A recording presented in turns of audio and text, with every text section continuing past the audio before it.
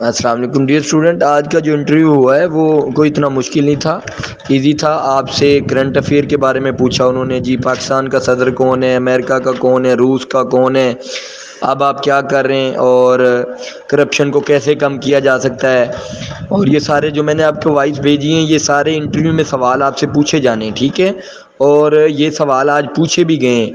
اور باقی آپ نے انٹروڈکشن کانفیڈنٹ سے جواب دینا ہے، جو آپ کو آتا ہے بیسٹ ہے، جو نہیں آتا سوری، ٹھیک ہے؟ باقی آپ کے کانفیڈنس کے نمبر ہیں، پھر نہ کہیے گا یہ نمبر ایڈ ہوں گے، جس بچے کا انٹرویو بہترین ہوگا اسی کے ہی بچے کے نمبر ایڈ ہوں گے اور اسی کا ہی لسٹ میں نام آئے گا، کیونکہ وہ جس کے 33 ہیں اگر 20 میں سے وہ اچھے نمبر لے گا تبھی اس کے نمبر میرٹ میں نام آئے گا، ٹھیک ہے؟ باقی اللہ خیر کرے گا، اپنے کرنٹ افیئر کو دیکھ لیں اور پاک اسٹڈی کو دیکھ لیں، ٹھیک ہے؟ پاکستان میں دھماکہ کب ہوا تھا، کس جگہ پہ ہوا تھا،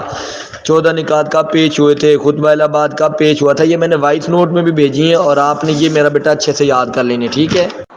باقی رہ گئی بات کہ آپ پولیس کیوں جوائن کرنا چاہتے ہیں۔ سب سے پہلے تو بےروزگاری کی جو شرح ہے وہ پاکستان میں بہت زیادہ ہے۔ سب سے پہلے تو ہر بندہ جو ہے وہ روزگار کے سلسلے میں پولیس جوائن کرتا ہے۔ اس کے بعد اگر آپ واقعی سمجھتے ہیں کہ آپ پولیس کو جو ہے وہ آپ کا پسندیدہ ڈپارٹمنٹ ہے تو آپ اس کے ساتھ ایڈ کر سکتے ہیں کہ یہ میرا پسندیدہ ڈپارٹمنٹ ہے اس لیے میں جوائن کرنا چاہتا ہوں۔ لیکن سب سے پہلے اور مین وجہ جو یہی ہے کہ مجھے روزگار کی تلاش ہے، اور میرا یا میرے گھر کا گزارا اس وقت نہیں ہو رہا، اور پولیس ایک ڈپارٹمنٹ ہے جسے معاشرے میں جو عزت اور قدر و نگاہ سے دیکھا جاتا ہے، جس وجہ سے میں ظاہر سی بات ہے روزگار تو ہم نے ویسے بھی حاصل کرنا ہے، چلیں اگر پولیس ڈپارٹمنٹ میں مل جائے تو کیا بات ہے۔ اور اگر آپ کے ہاں یا آپ کے پاس کوئی اس طرح کا واقعہ ہوتا ہے، رونما ہوتا ہے جو تفض نمون سے رسالت کے سلسلہ میں ہے، نبی پاک صلی اللہ علیہ وسلم کی شان میں گستاخی ہے، یہ صحابہ کرام کی شان کی گستاخی ہے، تو آپ بحیثیت مسلمان ظاہری سی بات ہے کہ ہمیں دکھ ہونا یا ہمیں ایک طرح کا اس پہ رد عمل ظاہر کرنا ایک عام عمومی بات ہے، کیونکہ کوئی بھی مسلمان جو ہے یہ اس کے لیے ایک حتک کی بات ہے کہ اس کے سامنے اس کے پیاروں کی جو سب سے پیاری شخصیات ہیں ان کے متعلق اس طرح کی باتیں ہوں۔ لیکن اس کے ساتھ ساتھ آپ ایک پولیس فورس کا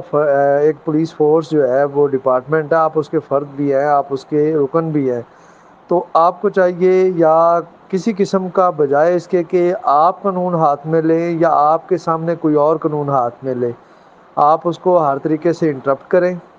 اور متعلقہ جو پولیس ہے یا متعلقہ جو ڈپارٹمنٹ ہے یا متعلقہ جو یونٹ ہے ہمارا، اس کے ساتھ رابطہ کریں جس قدر جلدی ممکن ہو، اور اس بندے کو شخص کو ان کے حوالے کیا جائے تاکہ اسے باقاعدہ طور پہ انٹیروگیٹ کیا جا سکے اور اس کے خلاف بھرپور جو ہے ایک مقدمہ یا کیس تیار کیا جا سکے اور اس کو مکمل سزا دلوائی جا سکے، بجائے اس کے کہ قانون ہاتھ میں لیا جائے اور اس طریقے کا امر یا اس طریقے کا عمل کیا جائے جو کہ ہماری سوسائٹی کے لیے بیڈ امپیکٹ ہو یا جس سے ہماری اسٹیٹ کی ریٹ چیلنج ہوتی ہو، تو یہ کسی صورت قابل قبول نہیں ہے۔ ہم سب سے پہلے بطور رکن پولیس یا بطور فرد یا شہری اس ملک کے ہونے، ہمیں اپنے قانون کی حفاظت، اپنے قانون کی پاسداری جو ہے وہ ہم پر عین فرض ہے اور کرنی بھی چاہیے۔ دوسری بات یہ ہے کہ دہشت گردی کی بڑھنے کی کافی زیادہ وجوہات ہیں۔ دہشت گردی لسانی بھی ہو سکتی ہے، زبان کے لحاظ سے علاقائی بھی ہو سکتی ہے، مذہبی بھی ہو سکتی ہے، نظریاتی بھی ہو سکتی ہے، سیاسی بھی ہو سکتی ہے۔ تو جتنی بھی وجوہات ہیں ان وجوہات کو کم کر کے دہشت گردی کو کم کیا جا سکتا ہے، اور دہشت گردی کو کم کرنے کے لیے جو طریقہ کار اپنائے جاتے ہیں وہ اس طرح کے ہو سکتے ہیں کہ سب سے پہلے دہشت گردوں کی جو تنظیمیں ہیں ان میں ہم اپنے بندے جو ہے نا وہ انجیکٹ کریں، ان کے ذریعے ان کے تمام جتنی بھی معلومات ہیں یا ان کے جو ٹارگٹس ہیں ان کی معلومات حاصل کریں اور ان کو مکمل سیکیورٹی پرووائڈ کریں۔ اس کے علاوہ دہشت گردوں کو گرفتاریاں جو ہیں ان کی وہ یقینی بنائی جائیں اور ان کی پراپر تفتیش ہو، تفتیش کے بعد ان کو کیفر کردار تک پہنچایا جائے، عدالت کے تھرو ان کو سزا دلوائی جائے، اور دہشت گرد تنظیموں کو آپس میں لڑوایا جائے، ان کی آپس میں پھوٹ ڈالی جائے۔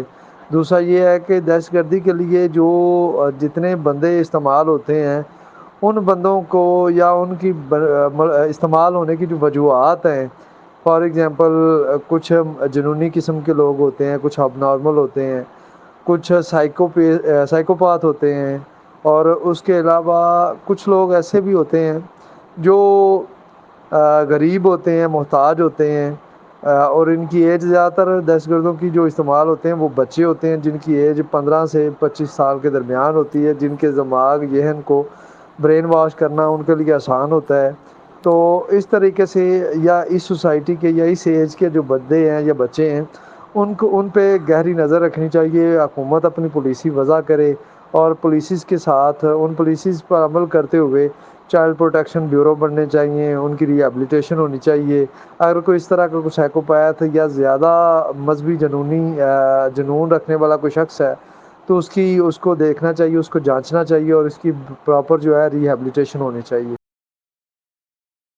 جرائم کو کیسے کنٹرول کیا جا سکتا ہے کہ عوام اور پولیس کے درمیان میں جو گیپ ہے، خلا ہے، اس کو پورا کر کے فل کر کے کہ عوام اور پولیس میں عدم تعاون کی واحد وجہ یہ بھی ہے کہ پولیس اور عوام کا جو گیپ ہے یہ بہت بڑھتا جا رہا ہے۔ ہم کمیونٹی پولیسنگ کے ذریعے ان سے تعلقات بہتر کر کے جتنے بھی اسٹیک ہولڈرز ہیں سوسائٹی کے ان سے اچھا ایک تعلق یا ریلیشن کنسرن ڈیولپ کر کے ہم اس معاملات کو جو ہے نا وہ ان خلا کو پورا کر سکتے ہیں، تاکہ کسی قسم کی اگر ان کے پاس انفارمیشن ہے، اطلاع ہے کسی جرائم کے متعلق، تو وہ بر وقت جو ہے نا وہ پولیس کو دیں تاکہ پولیس اس پہ کارروائی کرے، اور اس طریقے سے کرائم کو جو ہے نا وہ کنٹرول کرنے میں مدد ملے۔ دوسری بات یہ ہے کہ جو پولیس کی جو پالیسیز ہیں وہ عام عوام تک پہنچنی چاہیے کہ پولیس کس طریقے سے کام کرتی ہے، کس طریقے سے کام کرنا چاہیے۔ اسٹیک ہولڈرز کا یہ کام ہے